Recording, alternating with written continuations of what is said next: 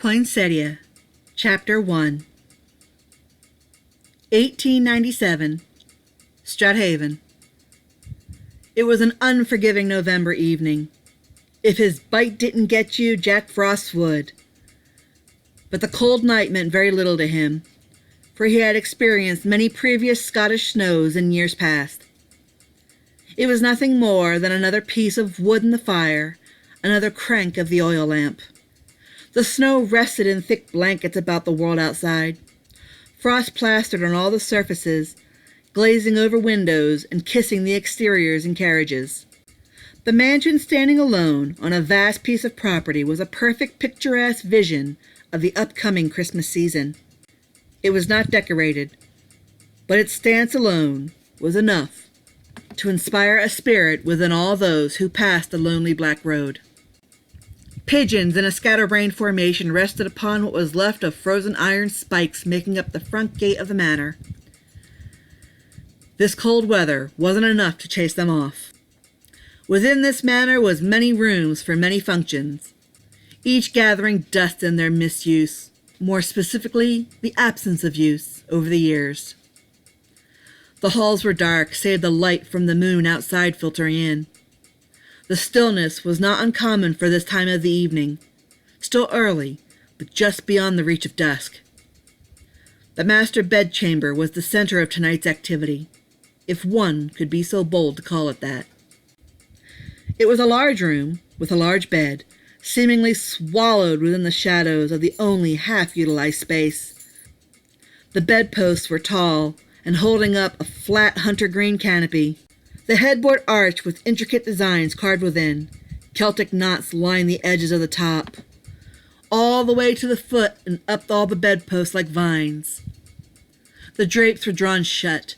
No sunlight ever came into this room.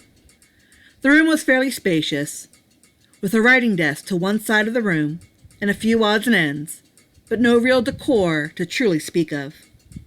Above the master's bed hung a plaque of his family coat of arms, the rounded emblem, with the victorious hand raising from the ground and holding a blade to the sky like druids with a thames. Across the top, within the encircling emblem, were the words Paradua, words that the master lived by, through difficulties. Such was the story of his life, of which he always prevailed in the end.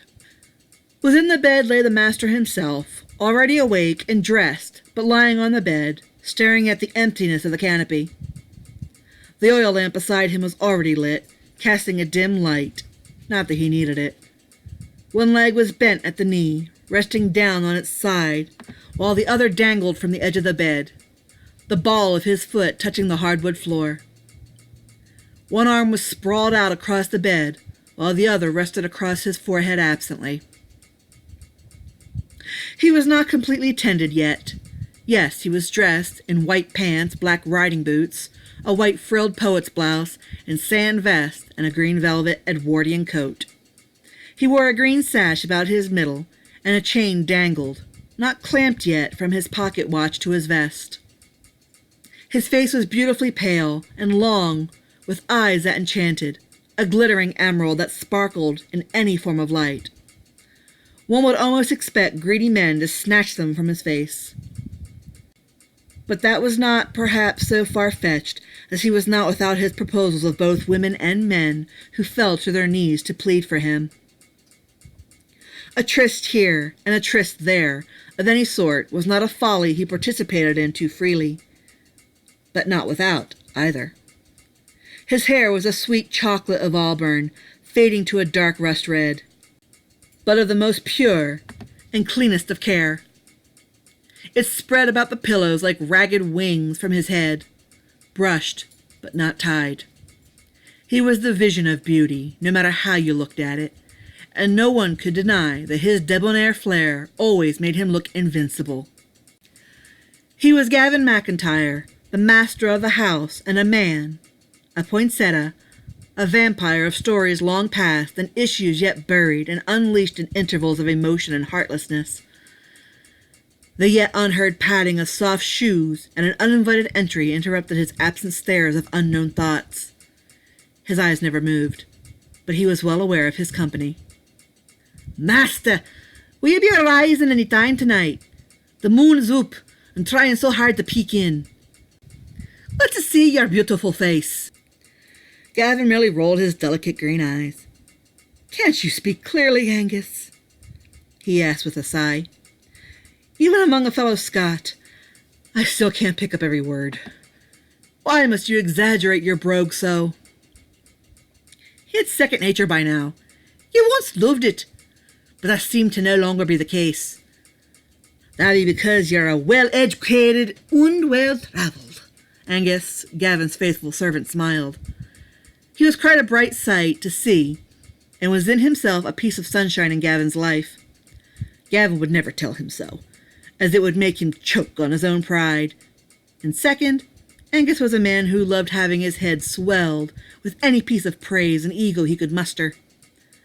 The far distant relation between master and servant, let's just say that Gavin liked to pretend otherwise, and Angus was just as compliant, finding more joy in other methods. The young servant, at least young in his appearance, had a slightly darker complexion, but just as smooth. He obviously saw more outside daylight time than the Grand Master before him. He was slender but well-toned, yet in his dress he seemed almost jokingly pathetic. Perhaps he did it out of tradition, his dress and manner. Perhaps he did it as a form of jest. The master was so cold and miserable, he needed the jester. Though Gavin rarely ever laughed the way Angus wished, he could always tell if he had struck a chord of amusement in the strings of Master's heart. He was dressed in a yellow turtleneck, absent of his suspenders today. It was tucked neatly into his kilt, which he wore religiously, of green plaid. His legs were smooth and, though no one would ever confront the idea, well shaved. The high yellow socks shone like beacons against his pale, yet not so pale, and in Gavin's mind, a little too feminine pair of legs. His shoes seemed far too young for him, with a set of straps over the top where the tongue would be, and the yellow socks peeking out like eyes from the shoe. Little yellow pom-poms graced the delicate feet about halfway down the foot. On his head, Angus wore a felt beret with a yellow pom-pom in the center. Somehow, he was the traditional image of his heritage, yet also the image of youth, looking as though he was trying to dress as a child. His scruffy black hair and large milk chocolate eyes gave him an even more innocent and youthful presence. He sauntered with a gleeful hum to the window, ripping the drapes open with a loud shwish. "Come on now, master, look at this room." The room lit up in a silver light where the flame's light could not reach. Finally, Gavin peered towards his servant and shook his head slightly. "What am I going to do with you, Angus?" "Leave me a curse! If a dog be man's best friend, then I be vampire's best friend. Would you like for me to wag my tail and let you rub my belly?" "Don't get cheeky and carried away," Gavin sighed, sitting up and coming over to the window, peering out to the lonely streets of Strathaven. Along the walls of his property, large bushes of poinsettias seemed to wave their greeting to him as the chilly breeze kissed upon them. It was a wonder they were not dead, but then maybe there was a little magic, even in this dark and gloomy place. The evening was cold, whispering rumors of more snowfall.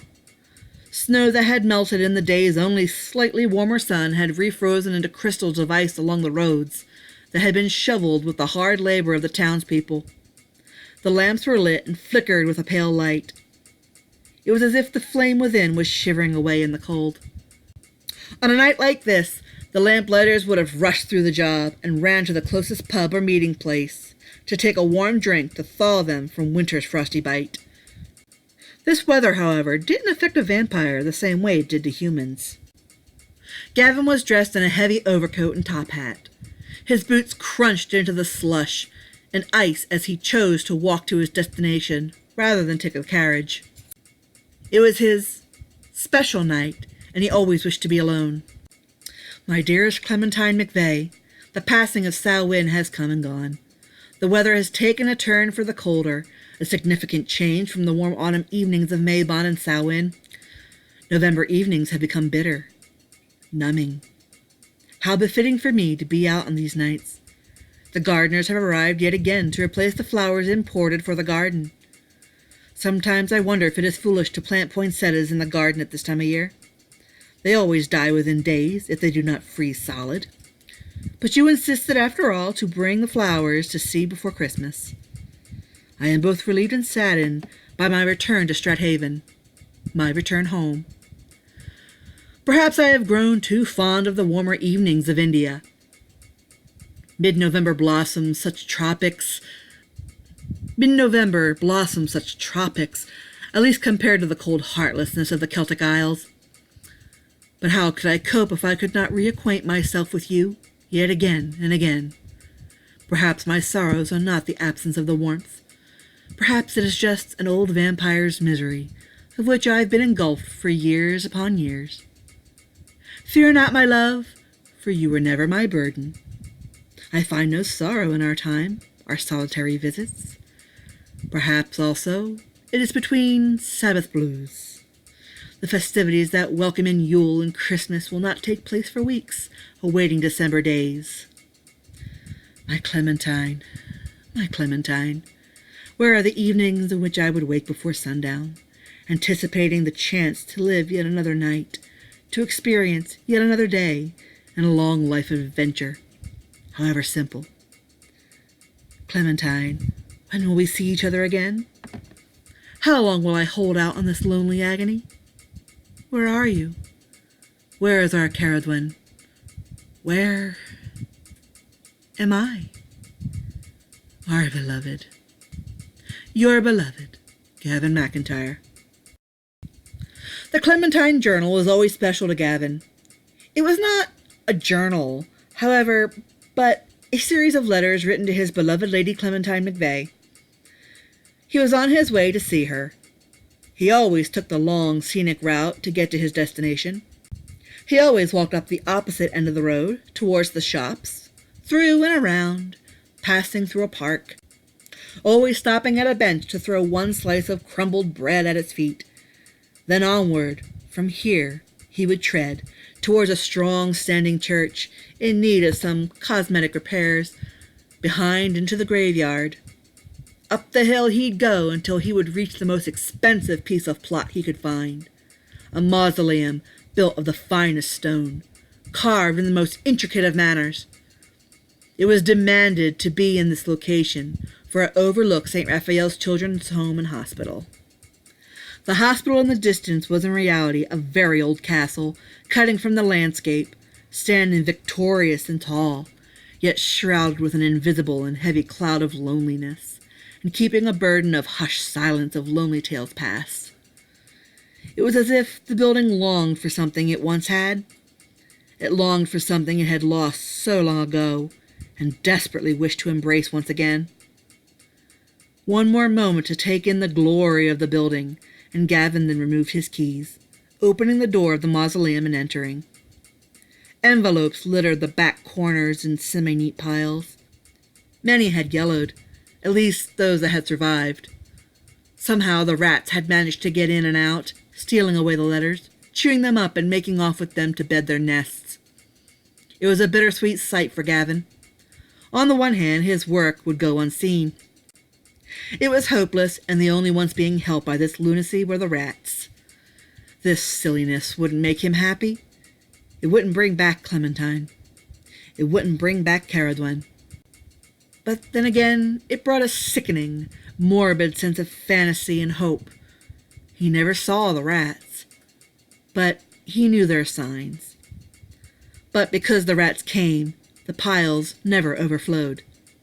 There was always room for many more. Gavin liked the delusion that perhaps the letters were taken to whatever heaven or Tir na Nog or Summerland that souls departed to, and read by his dear Clementine, and heard by their precious Caradwen. He placed the newer envelope on top of dusty piles and yellowed papers. He then came along the stone casket, running his hands over the sarcophagus, wishing he could lift the top and see the coffin within, and open it to see his beloved once more. However, that was taboo even for him. It was only opened once, the sarcophagus. It was to place another small coffin within, atop the previous. Gavin knelt, his body sliding down the stone until he was sitting down against it. He brought his hands to his face, unsure if he should weep or not. He had shed so many tears already for these bodies and the memories they had left behind with him. Deciding he could not choke them up, he used his hands to brush back his hair and wipe his face.